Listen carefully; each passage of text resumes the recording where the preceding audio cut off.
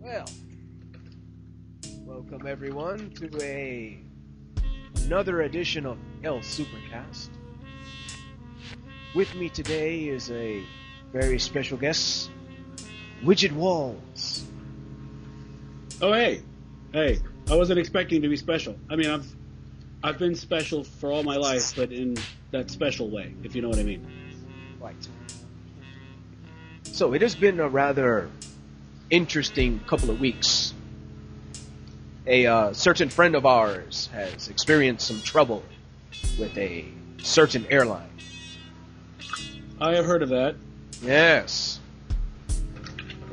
So how do you feel about the aspects of you're too big? They basically tell you to get 2 seats. Well, I think if you can fit into the seat and you can buckle the safety belt and you are not, shall we say, impeding anyone sitting next to you, then I think you're fine. Yeah.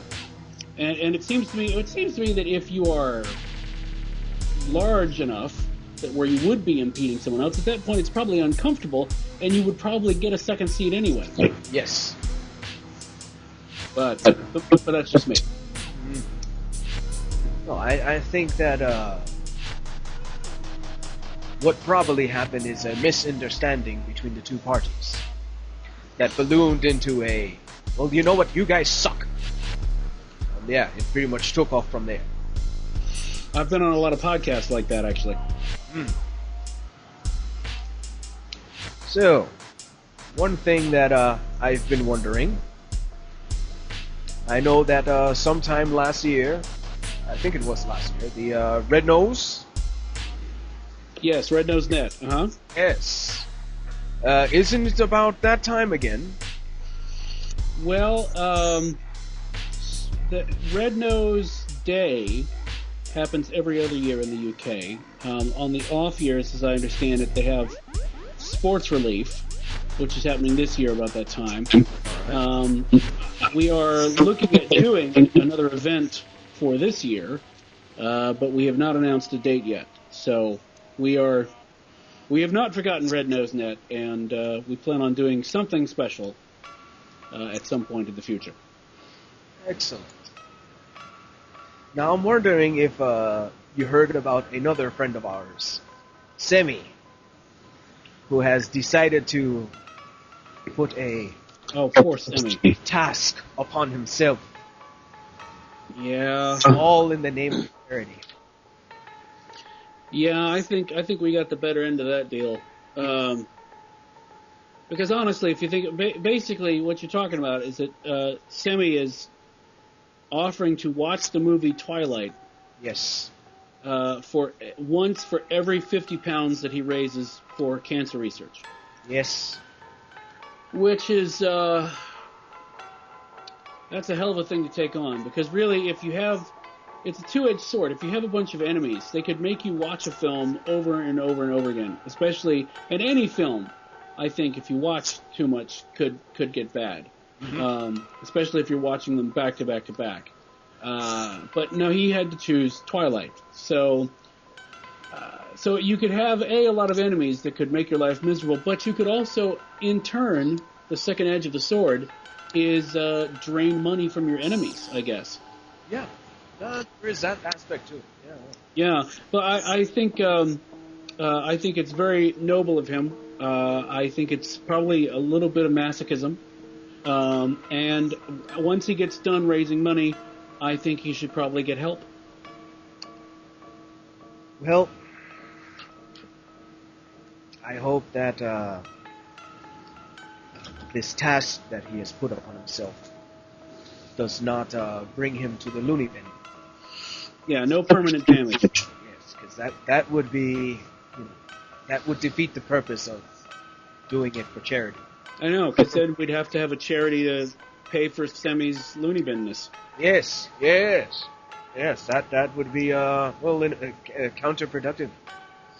I know, nothing gets done that way. Yeah, but nonetheless, I think it's a great thing.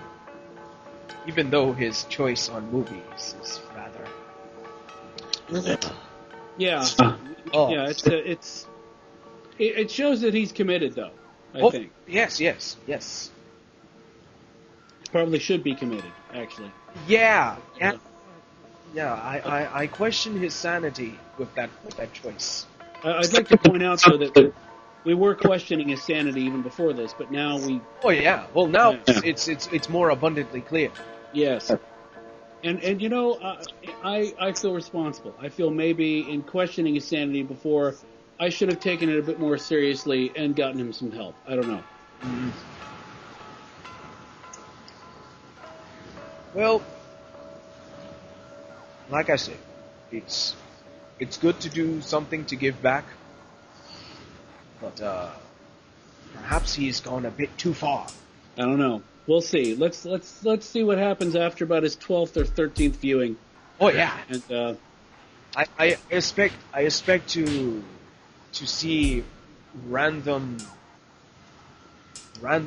of insanity through the Twitter, where he is like, "This is my 13th time. yeah. I hate you all so much." I'm starting. I have the dialogue memorized.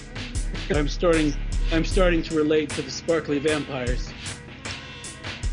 Send help. Yes. Well, all right. Maybe he'll change it up a bit. You know, once he gets to a certain amount of donations. Yeah. Maybe he'll hopefully, because for the love of, to see that movie that many times, that is, wow. Now, what you need to do is, because eventually, I mean, there's 2 films out now. Yes. The second film's hitting DVD. You could literally say, well, what if I gave you £100? Would you watch the 2 movies back to back? Oh. Yeah, he could do that. You could up the ante. Yeah. So, with something like this, there is room for negotiations. Yes, because it's all for charity. Yes, that is right. And for semi-self-destructive tendencies. Yeah. Oh yeah. So it used to be, when I was growing up, you would just, like cut yourself or something. But now you just watch sparkly vampire movies. Yeah. How times have changed. I mean, the only thing that you're doing is reducing the risk of infection. Really, that's the only difference between the 2 of them I can see. Which? Yes. Have you seen the movie Avatar? Yes, I have. I have seen it twice, in fact. Twice? Yes, I saw it once. And then I wanted to take my wife to see it because it is visually impressive, and we went and saw it on an IMAX screen. Do you think that the way the movie was made, that certain aspects were a bit rushed? Well, when you consider it took 12 years to make, I would hope not. I mean, basically, Cameron's whole thing with the film was that he was waiting for the technology to catch up with what he wanted to do in the film. So I would be interested to see if any aspect of it was rushed whatsoever. I think, if anything, he might have, having sat on the script for so long, he probably could have used some reworking of it, because you can actually see situations where he had updated the script at some point over the last 12 years to make it more topical, I guess you would say. I mean, an example of that is I suspect, now I have not read an original draft of the script, but I suspect that originally the military guys on the moon were actual military guys and not mercenaries. But he changed it to mercenaries because that would make it more in line with the whole Iraq contracting out warriors thing that he wanted to do topically.